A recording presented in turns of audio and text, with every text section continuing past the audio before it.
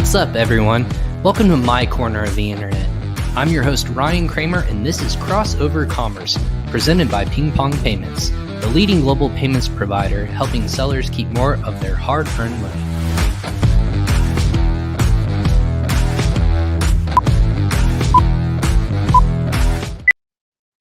Hey everyone, happy Friday. Welcome to another episode of Crossover Commerce.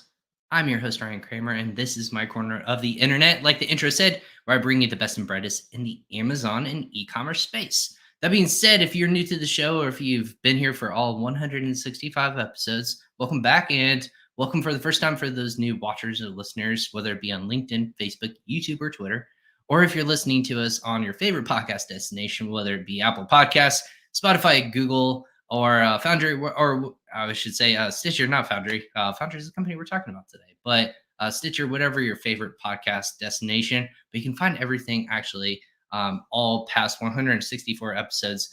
You can go to by going to usa.pingpongx.com/podcast. Very simple. Everything's going to be there in terms of the transcripts, episode by episode breakdowns, key takeaways, as well as just learning more about our guests. So that being said, welcome. If you're new, again, to the podcast, you can ask your questions live in the comments section. It's going to be really easy to find. It's going to be below the video portion of whether you're scrolling through, you're doing some work this morning, you're grabbing some cup of coffee, and you want to just listen to high level and great content about this topic that we're going to be touching on today. Go ahead and ask your questions, whether it's for myself or our guest. It's an open forum and it's very relaxed episode. So again, welcome on this Friday. We're going to keep it really fun and exciting for you, the listener and the watcher as well. That being said, Crossover Commerce. Before we get too excited and into our episode today, Crossover Commerce is presented by PingPong Payments. What's a PingPong payment? You might ask. Well, that's a great question. PingPong is actually a cross-border payment solution. If you are an Amazon seller or you're a business in general that is trying to pay your manufacturer or distributor in a localized currency, PingPong is the company for you, whether it's paying your VAs, your suppliers and manufacturers, like I said, trying to save some money and get your products to you quicker instead of going to a bank, waiting for that international transfer to hit their bank accounts and then for them to exchange your fees or exchange the currencies. Save more on fees, get your money to them quicker by using PingPong Payments. Also, if you're selling internationally, you want to make sure that you can receive in multiple different currencies instead of having Amazon convert it for you. That's expensive. You don't want them to do that. Of course, we're trying to save on fees here. So use a solution like PingPong Payments to help you save money and put it to your bottom line. That being said, check out PingPong Payments, or you can go to the links in the comment section below and let them know you heard about PingPong from Crossover Commerce. Thank you, PingPong, and thank you for sponsoring Crossover Commerce. That being said, again on Friday, if you're, again, a fan of the show, a friend of the show, I like to have a lot of fun, and I like to talk about some of my favorite topics in the space right now. And I think that there's continuing buzz around this space in terms of aggregation, brand building, hyper growth companies that are trying to take brands from whether it's success already in the space to the next level. And I think that is one of the most fascinating and obviously very young spaces in our industry to date. That being said, there's lots of different companies continuing to pop up. We've had lots of them on the show and provided great content, but there's also people that have their expertise and backgrounds of why they get into it, which is the most fascinating aspect. Whether it be they worked as a third-party seller and have built a brand, they have this finance background and this is an investment opportunity, or they actually just come from Amazon themselves and have said, my next opportunity is actually going to take what I've seen and help build out myself.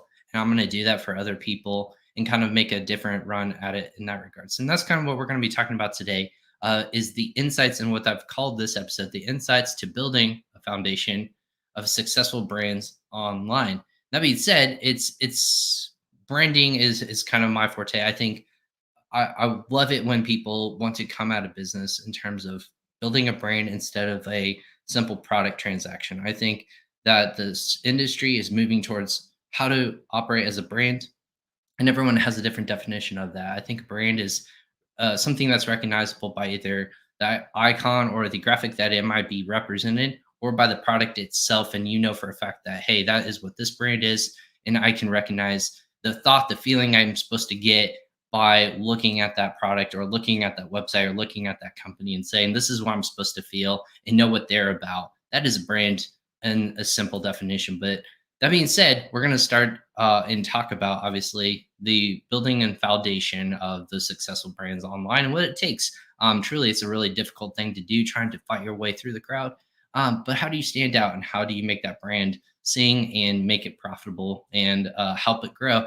So I brought on now going to be friend of the show, founder or one of the co-founders and uh, basically the acquisition strategy lead for the company Foundry, who just as of March, we were talking pre-show, but as of March announced that their $100 million raise in terms of finances, and now they're building brands and acquiring brands to help them grow. And they're all a fully remote team. So doing this fully remote during the pandemic and operating at scale brought him on board to talk through his background and experience in this space. So without further ado, I'm going to go ahead and bring on to Crossover Commerce, Kyle Walker. Kyle, welcome from the West Coast. You're all the way in Seattle. So welcome bright and early today.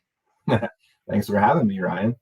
Yeah, of course. So I kind of give you that was a really terrible introduction of yourself. We were talking pre-show about all of the great things that you've done in your past.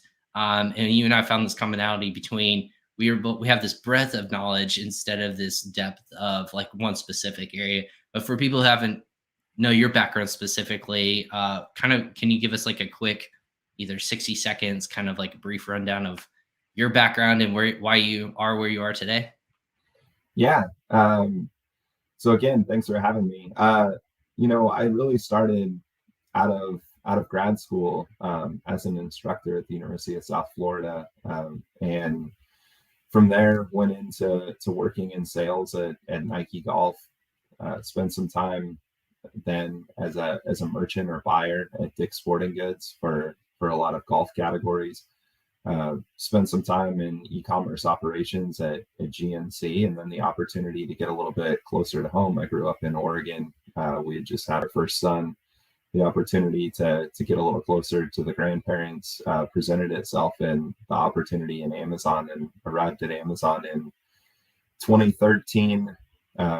My team originally managed about the top 20% of sellers on Marketplace. So I was an account manager and leading that area. And from there, really in late 2014, saw, as you said in your lead up, that brand revolution of, people launching businesses direct to consumer, whether that happened in crowdfunding, whether that happened through advertisements in social media, whether that happened just primarily on Amazon. I think our marketplace needed to evolve to support brand owners in a different way than we supported resellers. And so we started a program called Amazon Exclusives, which is now part of Amazon Launchpad. So was involved in both the creation of both of those programs. And I always say that our team, many of the things that you see in Seller Central, whether it's the brand analytics portal, whether it's, a new brand registry program, whether it's new advertising tools or access to deals, a lot of those things were driven primarily or partially at least by our team being able to kind of surface that those things had value to brand owners and how they use them, because our team was engaged with so many brand owners. We probably worked with around 10,000 brands over my 7 years, give or take. And so you start to recognize a pattern of, what makes a brand, what makes it last, what the foundational pieces are that are going to predict some growth. And, from there, spent the last couple of years of my time at Amazon really in the M&A space, options for brands in exchange for kind of service related contracts where, we would give somebody, better service, account management, advertising, handle some of their marketing for them in exchange for, kind of a greater level of partnership with the company. That's amazing. So what made you? I've always found it fascinating, right? Working for a company like Amazon is fantastically huge. There's so many different the people I talk with that are still even there. They're saying we are almost pretty much siloed, and it's really difficult to understand that concept because it's such a massive machine. There's so many cogs in the wheel, but the impact is so great on the scale for us in this industry. I always find it fascinating, though. Why would somebody want to leave something as large and as growing as Amazon and kind of do their own thing? Is it for you? Was it a nature of like personal preference, or was it just like career growth, or what was that reason for you to kind of step away from a massive company? Again, you see it across the board of like big companies like Facebook, Google. They go do their own thing and they grow a huge business. Was it that nature that you wanted to build something from the ground up then, and that was with Foundry? What was that conversation like for yourself and your family? Yeah, I think I've always had somewhat of a entrepreneurial bug. I just, the picture wasn't clear of what it was going to be and what I was going to do. And, I think in combination with the fact that, my 7 years at Amazon were great. The experience was great being at Marketplace during that time, from the immense amount of growth and importance of Marketplace from 2013 to 2020 is pretty crazy, right? Like if you look back at some of the statistics and all the things that come out in Amazon's press releases, if you go back to 2013, Marketplace was a great business and probably accounted for, give or take around 30% of total consumer sales. And you see where they're at now, saying it's over 50%. That's a lot of growth. And there's a lot of different contributing factors and projects and things that happen behind the scenes to contribute to that growth. And it was really all about serving the sellers on the marketplace better so that they could better serve customers. And that was a fun time to be around. But I think always having the entrepreneurial bug and wanting to get back to I really enjoyed I guess call it the service to the brand owners. The fact that our team for 5 of those 7 years, or 6 of those 7 years even, was really kind of your liaison to understand more about Amazon. We couldn't obviously share everything from inside, but when people didn't understand a policy decision, when something was going to change that was potentially going to have an impact on their business, and to be able to help them through that moment, and then not because we wanted credit for it, but just because it was the right thing to do to help them.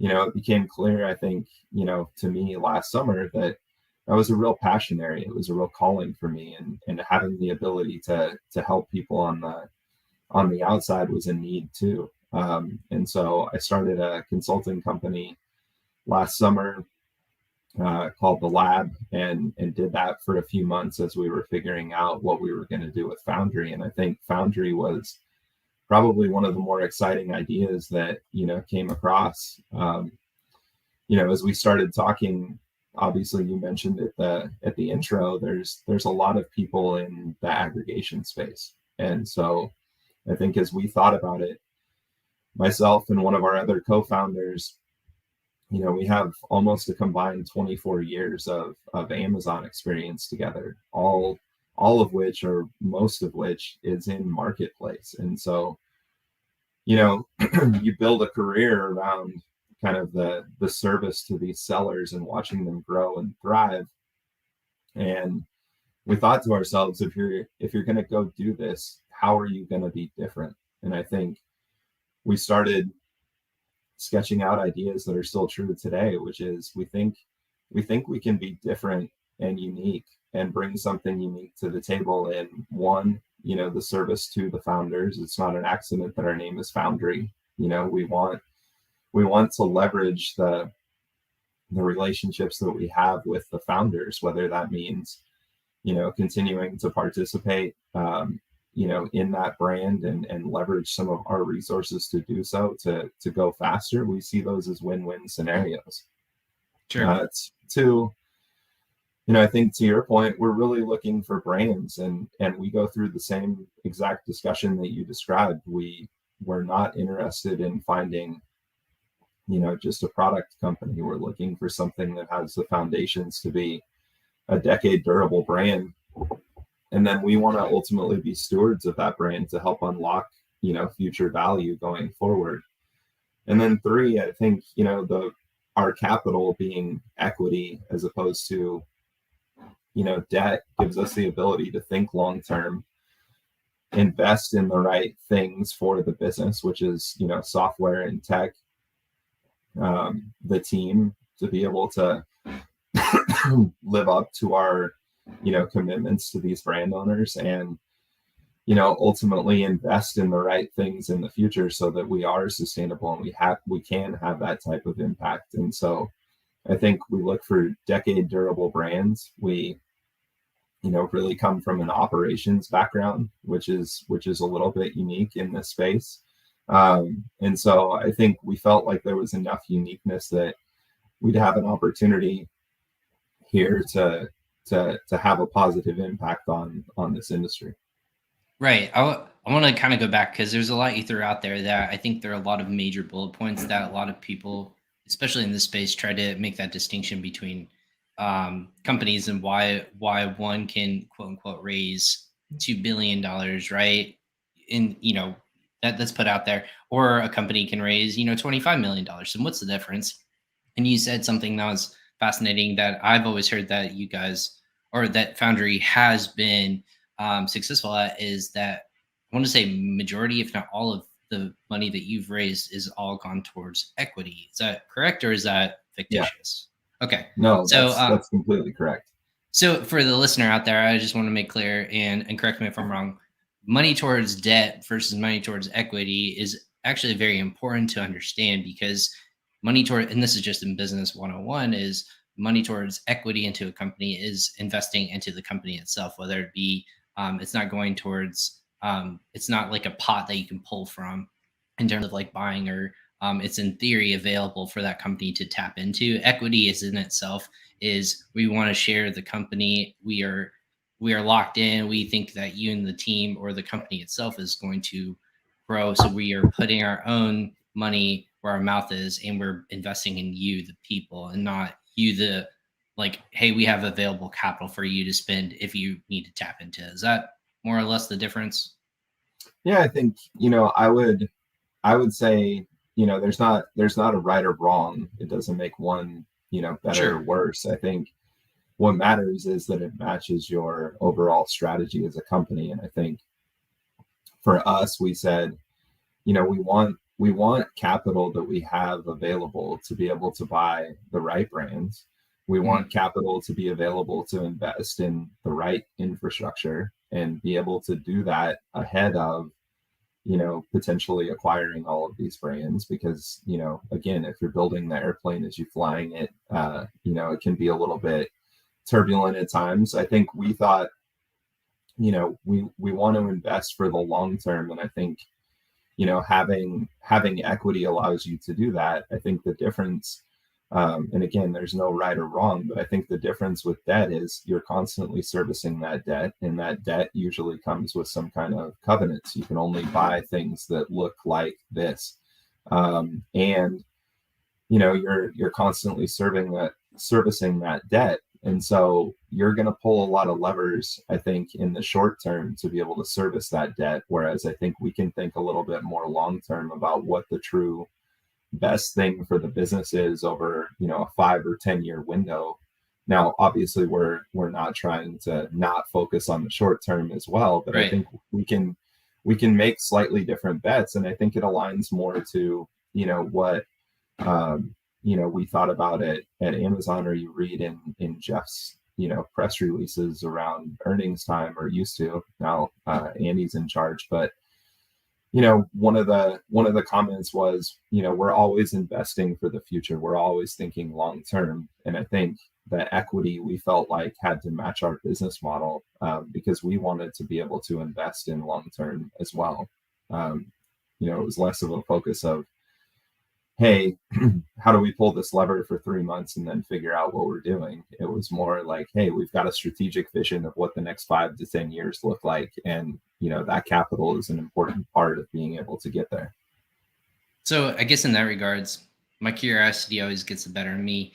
why not build it yourself as a team, come together and say, we're going to do all the product research, we're going to develop all in-house instead of do the acqui-hire, or almost not the acqui-hire, but almost the take on what other people built on and then grow it from there. What was that distinction between you and your team? You're like, hey, we know the ins and outs, we have good logistics, we have all these different opportunities, we know the spaces we can attack and target.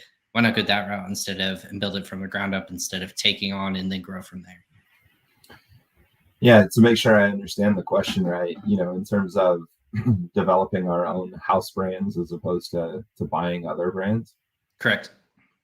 Yeah, it's a good question, and it certainly gets into a little bit of a gray area, because even if you're buying a brand, that brand's going to look noticeably different in 5 years than it looks today, and it's probably going to look a lot more like a brand that you've had some touch or feel on over that 5 years, and it's probably going to depend on things like new product development and other things. And so it's a good question. I think originally the thought is that there's a lot of great brands out there that just haven't had the ability to scale for whatever reason. They've made a great connection with customers already, they've got a great product, but a lot of the brand owners that I knew, they struggled because they were only one person, so they were they might have been resource constrained. You're certainly going to make different decisions if it's your money. You're trying to build this business sustainably over time, and each decision that you make causes some amount of risk to your ongoing financial future, right? Like you have all this money tied up in this business, and you're going to make different decisions than if you had, say, unlimited capital or unlimited resources. You might see 3 to 5 opportunities that are 3 months, 6 months down the road that you could pursue, and you feel really convicted about those things. You're just probably not going to pull the lever on all of those things, because you're going to do them kind of incrementally over time so that you don't create too much risk for your livelihood. Right. But I think that the foundations of the connection to the customer, the creation of great products,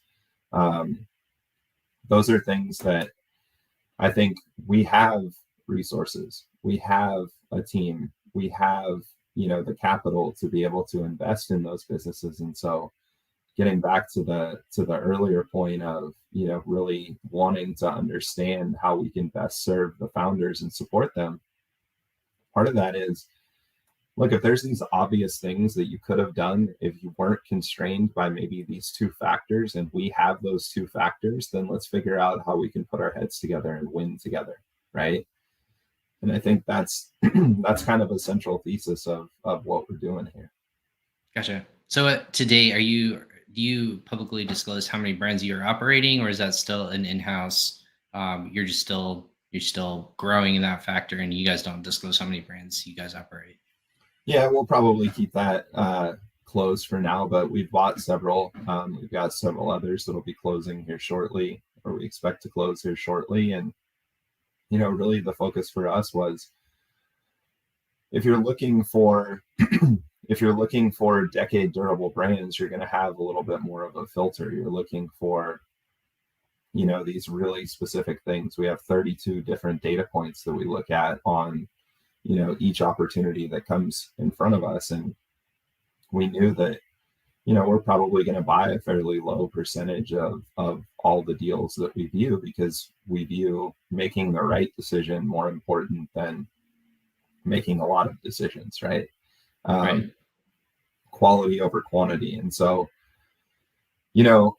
we continue to seek out great brands. There's a lot of them out there, and I think it's just about staying disciplined to our approach, because we know. And now being 6-7 months down the road, we've also seen many deals that we ran through our scorecard. We happen to like them. We happen to really like the founder, and and we see what the performance looks like, and each one of those data points continues to make us smarter over time as well.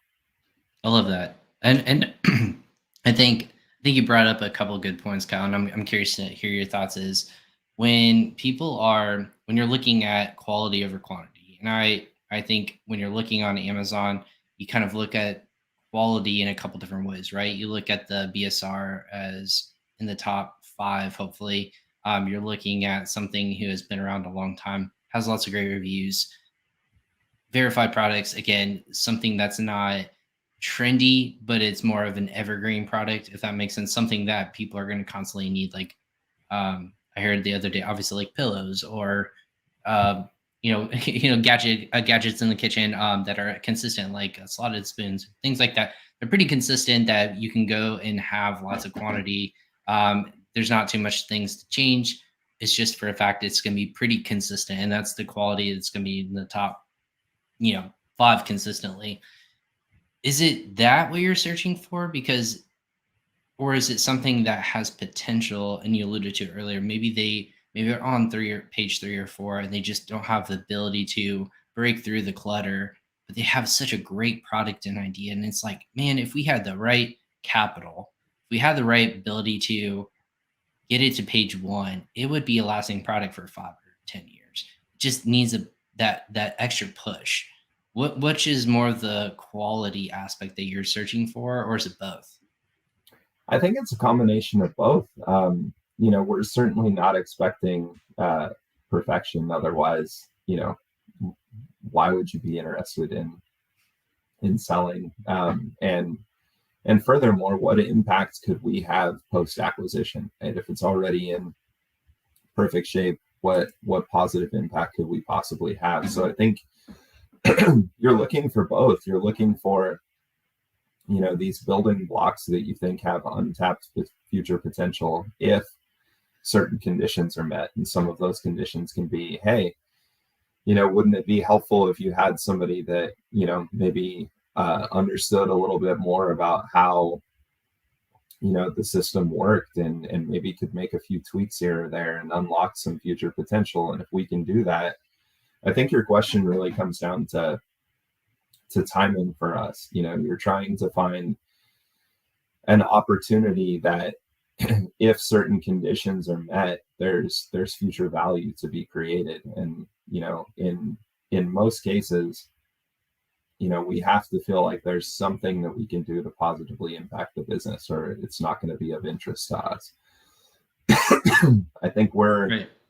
we're really focused on trying to find, what are those, here's a snapshot in time, what are the levers that we're going to pull, and what's the impact that that's going to have, because that gives us a better idea of what the future value of that business is, and being able to see that and then have a positive impact in a way that we want to be good stewards of the brand too. We're not trying to take over a brand and completely change what made it successful to that point either. We view our obligation to the founders is building on what they have, not tearing it down and building anew all the time.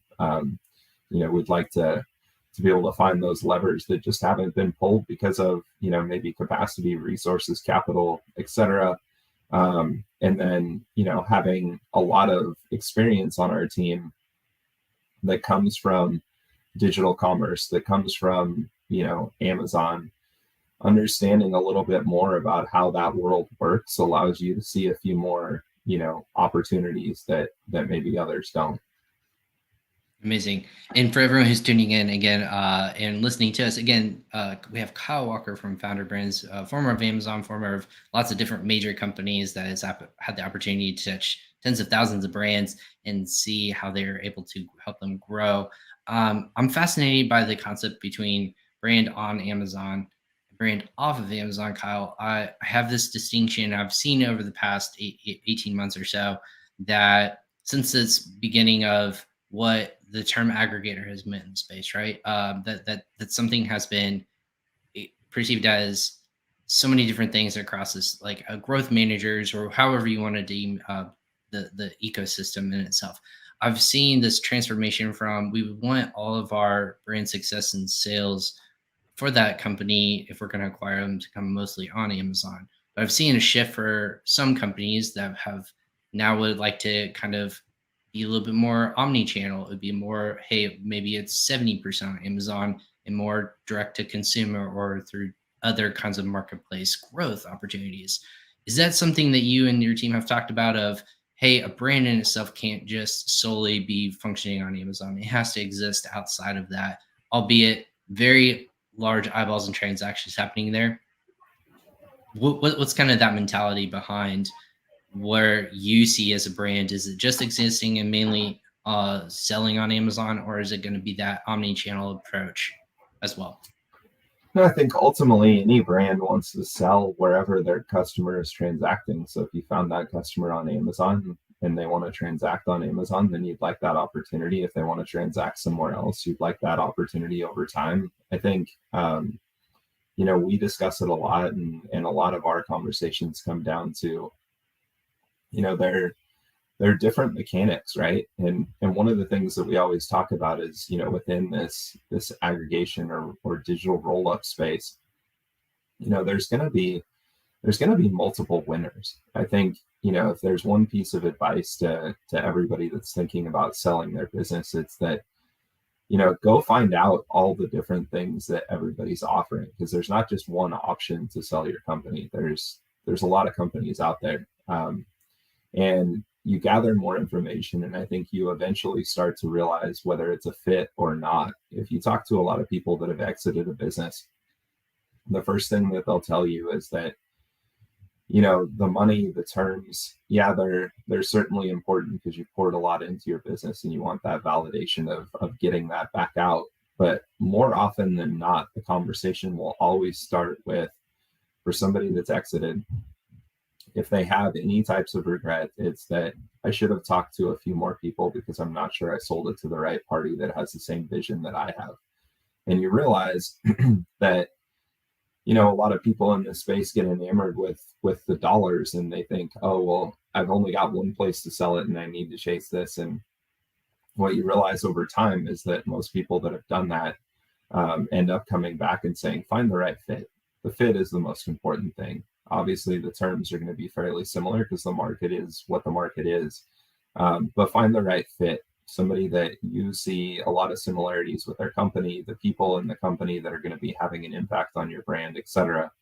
And then back to so a little bit of an aside there, but, just a little piece of advice. But back to your original question, I think there's value in both. And that's something that we constantly talk about and we've been open to as well. I think it depends on your business model. Again, there's a lot of things that Amazon Marketplace gives you that streamline your operations and allow you to scale up to a point that you might not be able to if you had to build all that infrastructure on your own.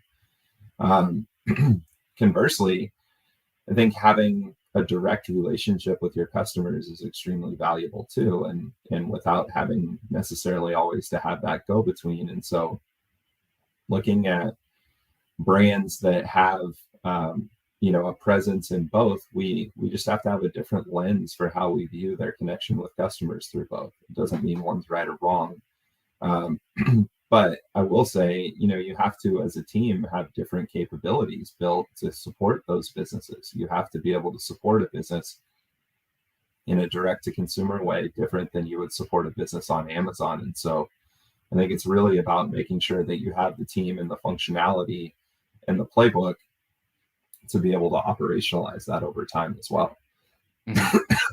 Makes sense. My question, I guess my other thoughts would be, for you guys as you're building out this brand, why be brand agnostic instead of be more focused in terms of, hey, we're gonna crush it with the home and garden or the kitchen or the supplements or some sort of specific category where you can create SOPs, you can really be that go-to and really just kind of and just really take over that kind of category in terms of acquisitions and know that background. Why be agnostic versus category specific? I think there's value either way. I will say, our company tends to focus on a few categories. I think they're a little bit broader potentially than if you think about the taxonomy of Amazon, you have categories and you have subcategories and you have keywords and all of that stuff. We certainly have done our research, down to the keyword level as well. But I think we think generally more in terms of categories, because I think you find a lot of founder-led companies that have a presence across several different subcategories, right? So you're not just buying one product in one subcategory, which is a little bit cleaner line. You're buying this company that has potentially a presence in several different subcategories under a category. And so, we had identified originally as part of our investment thesis, really, 4 pillars that we kind of wanted to focus on, because to your point, you can streamline operations, you can understand more about the market, etc. But I think we always left ourselves open to saying, those pillars might only make 70-80% of our portfolio. A great brand is a great brand, and we should always be, open-minded to what opportunities come. And there's been several times that that's proved out true, where, originally we saw a brand or a company and it was slightly outside of maybe the category that we had defined, or the 4 categories that we defined, really. And we looked and we said, if you look behind the numbers, if you didn't know what the category was, it exhibits the same principles of how we identified the first 4 categories to begin with. And so, this might be interesting to see a few more cards here and understand more about the business. And it became more interesting over time. Right. No, that's I like that answer for sure. Would you ever go about buying either a brand that's not a 3P seller, or a brand?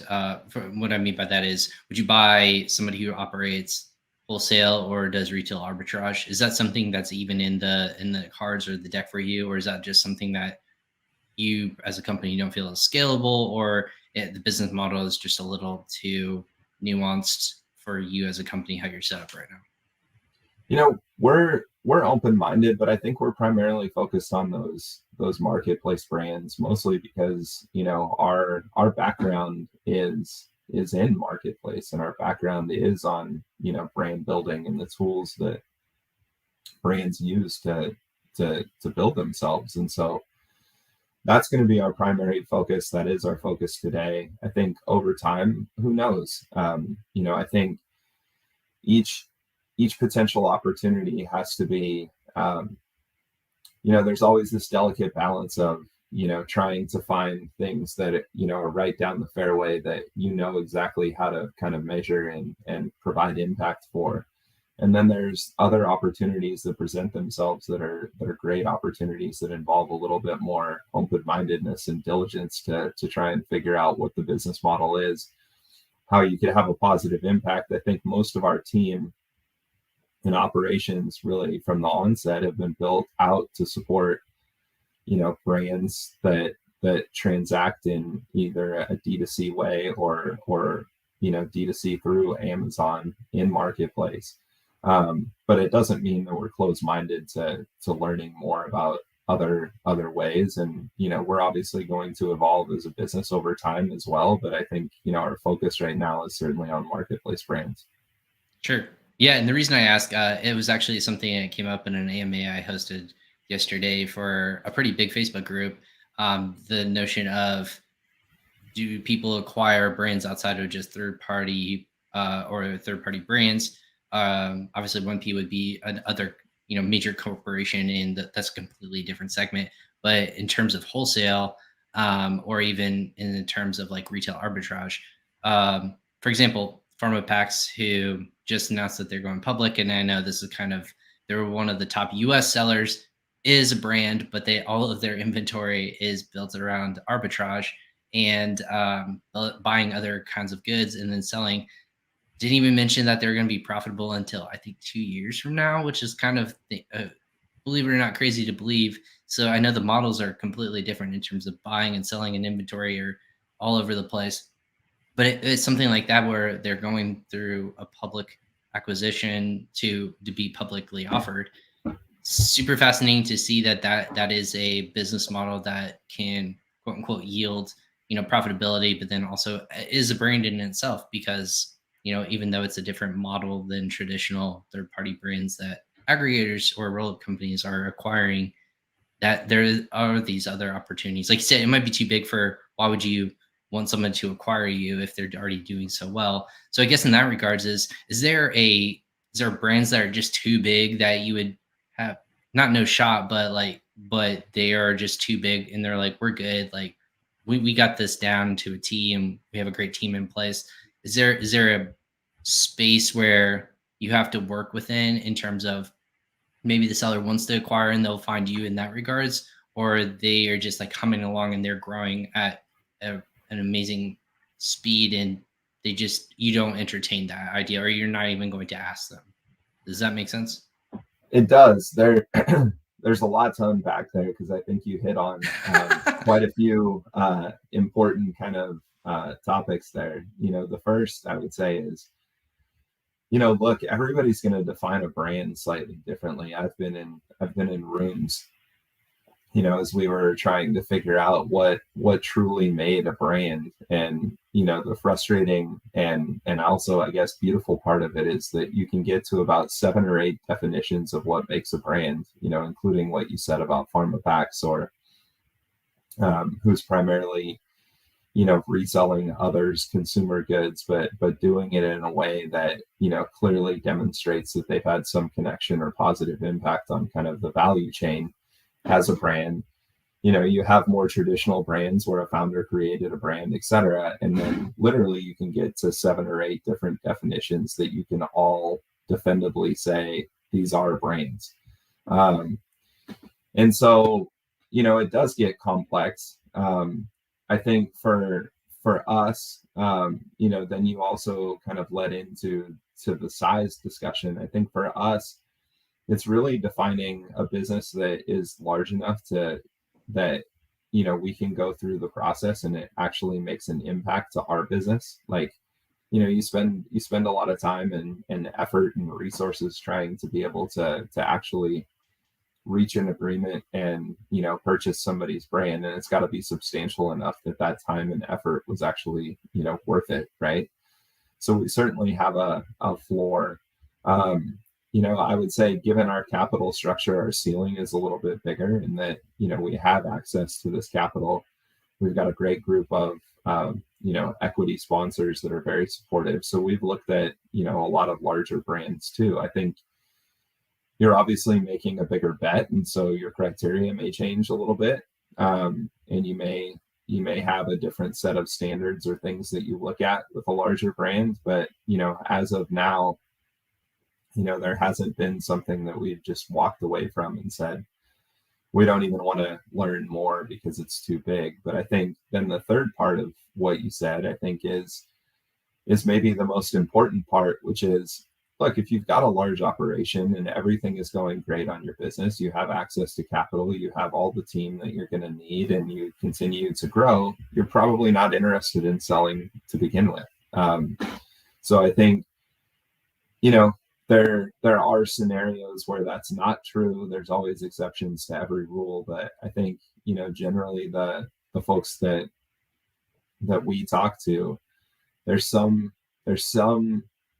value that they see in a collaboration or partnership, which is really how we view our strategy. Is there's something that they see of value, whether it's the knowledge from the team, whether it's the infrastructure of the team, whether it's the access to resources, or a bunch of other things, but they see some value in having that conversation. And then ultimately what you're just looking for is a bargaining zone that that there's some way that there's some ability to both sides benefit.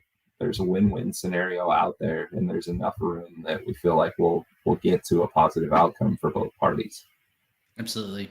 Has there been a shift in where you've seen brands that are trying to exit their business, because you're the one who handles for the team?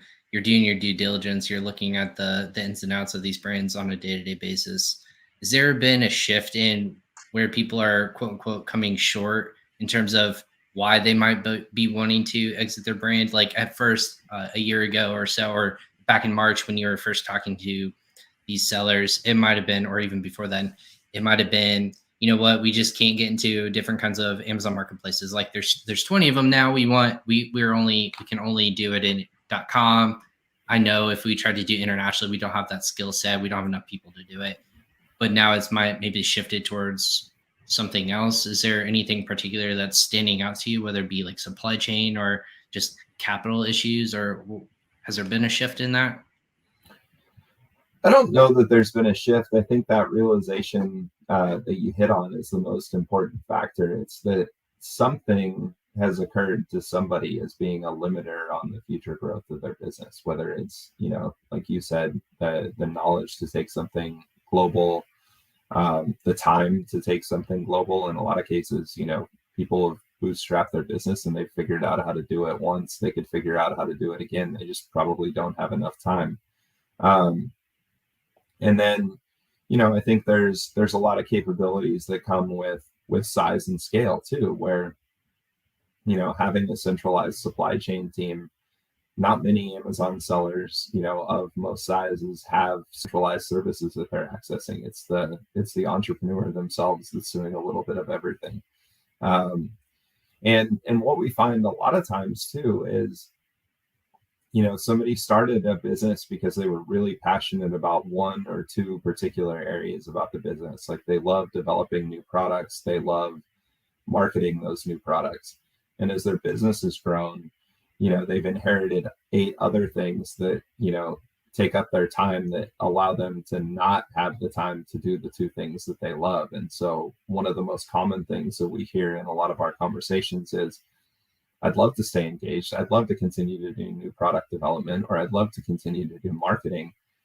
It's just these other 8 things. And when you have a larger team and you have those centralized services, you can, offer something that's of value to them, which is to take those things off their plate, potentially allow them to participate in the business in the ways that they want to, and contribute a lot of growth and find win-win scenarios to do just that. Like I think it's naive for anyone that is in the aggregation space to think that, and this is true of us as well, there's no way on day one we're going to know as much about a business as somebody that's poured 7 years of their heart and soul into a business. And so to the extent that, they want to continue to participate and believe in the business, we see a lot of value in that. And we see a lot of value in trying to, make that easy for them to contribute in a new way, and really partner with them so that we can drive value. Because look, if we drive value together, we all still win together. Like we don't have to win separately. It's not a fixed pie. There's a lot of opportunities to do this stuff together. And so I think, yeah, you're right. Generally, you come to a realization that there's some limiter on your business that you would be better off having some type of help or support. And that's really, what we're here for. Absolutely. Is there and I know again, for everyone, again, we have Kyle Walker from Foundry Brands, formerly of Amazon and a bunch of other great, fantastic companies they worked for in the past. But you and your company have been around or have been announced, I guess, as a public, or that you are a company. I want to say, I know you, before that announcement, there's been lots of things behind the scenes, but since March, and that's less than a year, is there kind of a focus on how to end the year strong, as Q4 is right here? Obviously, we're in it right now. Is there a focus specifically on a certain area that you and the team want to make sure that you can get through, in terms of, hey, let's get through our first Q4 as a team together, have certain expectations? What does that look like for you going through your first Q4 as a team right now? Yeah, it's a good question. I think, there's a lot of, like with any startup, there's a lot of first times. There's a lot of first times every single day, whether it's getting through our first Q4, whether it's, operating our first several brands through in Q4, whether it's, each of those brands probably has a slightly different impact that we're expecting during Q4, and success looks different for each of them. And you're trying to do these things at scale, but you're also trying to be individually supportive of each of the businesses. And it seems like there's a million things that we learn, every single day. But I think that's part of the process too. I mean, just looking back, over the first 6 months of our business, a little over 6 months, looking back at some of the things that have changed. If you think about, we wrapped up our funding at the end of March. So most of the brands that we were viewing initially, how do you make sense of what happened during COVID, which was arguably one of the craziest times in, e-commerce history? You had all these people shopping online, brought a ton of new customers to e-commerce shopping that maybe weren't there, or, maybe didn't purchase with the same frequency. And, you're trying to evaluate year over year, what that business really looks like at steady state. And so figuring out, is 2019 a better indicator? Is 2020 during those 3 months or the other 9 months of the year a better indicator? And I think all of those things just involve a lot of time and effort, and really diving in with the brand owner to truly understand the business.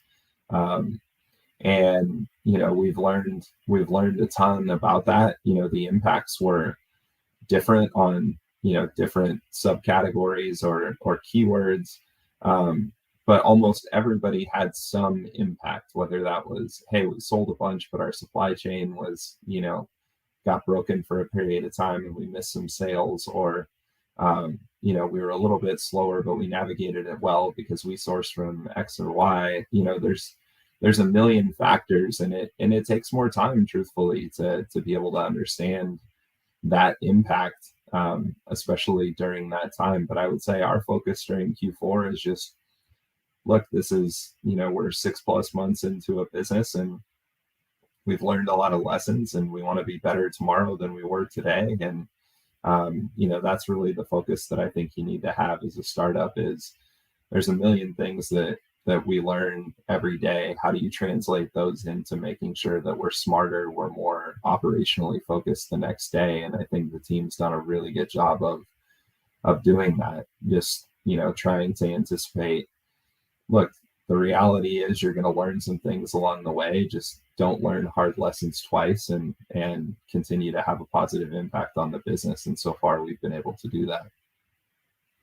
Great insight there for sure. As we're wrapping up on this episode, because you were on the marketplace team, I have a question. Now that Amazon has 20 different marketplaces that are available to sell as third-party seller, is there one in particular, not in the United States, that you have your eye on that's really kind of exciting? You have your eye on in terms of like growth potential, or really just intrigued how it's going to shake out in terms of the adoption of Amazon, both there, but then also how sellers can touch in that region and sell in that region moving forward? Yeah, I mean, look, I think Amazon in a lot of ways has made it easier for marketplace sellers to access other places. You had unified accounts, and so you've got the ability to have a presence in Canada and Mexico, and certainly through the UK, which shares a common language. You can get access to a great amount of Europe within 2 days. And it's interesting because Europe's highly fragmented, and so if you're off Amazon in particular, so being able to kind of think through and understand where your customers are searching for your products, and what markets might have positive impact. I know with the two two companies that I'm thinking of right now, that we've done our homework on. It might be a different answer for both of them. They're if one's in let's say office, we might have a different answer, and if one's in sports and outdoors, we might have a different answer, just because the demographics are so different across all of those marketplaces. But I think, look, the gateway that most Amazon sellers take is going from the US to the UK, and then figuring out the other 4 marketplaces, primary marketplaces in Europe that do require translation services. And Amazon's done a lot to benefit sellers that want to do that quicker. But I think ultimately it's just finding out where are our customers located and where would we have the most impact and positive return for our efforts. That doesn't mean we take every seller on day two, globally to X country. It matters to try and work backwards from where are our customers at, how do we access those customers, and then what has to be true to get there. Yeah, great insight there. And then finally, what's the toughest brand to acquire in your mind? You're the person. Is there a specific category or just one that if it hits your inbox and you look at it and you see what kind of category, it gives you chills looking at it, or it gets you excited? I guess what's the one category that invokes the most emotional response from you? Whether it's like not another one of these blank categories, and he throws something across the room, or you're like, thank God that finally something I can try to acquire for our company in this category. Is there one or another that really invokes this emotional response from you? No, I think, yeah, I mean, it's probably category agnostic, but I would say, so many times, I think we even internally have these discussions all the time, and this continues to evolve. But, if you look at, say, 32 different data points, you're never going to achieve perfection. And so the question then becomes, what are those things that are imperfect today that we feel like we could have a positive impact on that journey? And there are times where, out of those 32 factors, we feel like 5 of them are more important than others, and they score well there, and so we move forward. And I think, if anything, the frustration is, that I feel is that I think every business that I've ever viewed has potential. Um, and you're trying to assess in a startup, and I really believe that that's true. They all have potential. There are opportunities to grow every single brand that we see every year. I think the hardest decisions that you have to make are, if we have X number of acquisitions per year, we have, X capital to deploy. How is it deployed in a way that makes the most sense for our team to be as efficient as possible? And so trying to, you feel this obligation and real true genuine belief that every one of these brands has potential, but sometimes you have to make hard decisions on, if you have A and you have B, we feel like the levers on A are easier to pull and more within our kind of sphere of competence, and B, has a ton of potential, but it might be a little bit harder. You're always going to lean in the other direction. And so, I think those are the hardest, most frustrating decisions to make, because at the end of the day, they all have potential. It's just a matter of, what's the most efficient use of our resources to have an impact. Absolutely. I like those answers, and that's the difficult nature you guys have to be put on a daily basis, and that's what's fascinating about brands that do get acquired versus not. Like, what are those distinguishing factors? Why a brand would exit, or where they're exiting with, and who they're exiting with, and who sees more potential in it. I know, like, it's almost like a bidding process, like of you might be bidding with 5 other companies, 10 other companies, or just one other company. There's a reason for all of those kinds of things, and so it's difficult to say like what you truly know in like your expertise, but then also just maybe it's a gut feeling that you've been able to develop over time of we really can really do something great with it and move forward with it. So I think that's really cool, and quite frankly a terrifying job to have under a responsibility to put on your shoulders. So I'm sure that's something that when people get that new brand in their inbox and you say, this is the brand that we're working with and we just acquired, let's make it work, and people are trusting, and that's a really cool position to be in, Kyle. I don't know It if you have is, anything but else to add to. Yeah. yeah, I was just going to add that, I think you're right. Nobody likes to be in that position, but I think that's why, in envisioning where this company was going to go, and, specifically what my role was going to look like, literally one of the very first questions I probably had before we ever even started the conversation about fundraising, last fall and wrapping it up in March and all of that stuff was, I I can't sit in this seat unless I feel like I'm having a positive impact on everybody that, we engage with. And so, one of the things that we talk about a lot is, we're probably going to partner with, say dozens of companies every year, but we're going to serve thousands of companies every year. And getting back to my earlier point of, reach out and engage with more people, because, the M&A process or a business exit, if it's your first time going through, or even if you've been through it several times, or even if you've worked in M&A for 15 years, you're always going to learn something through the process from somebody else. And as you start accumulating all of these different little tidbits from everybody, you're going to make a more informed decision, that benefits you more long term. And so, again, I would encourage people to gather as much information, talk to as many of the aggregators as they feel necessary, and talk to us, because if it's not a fit, we're very transparent with saying that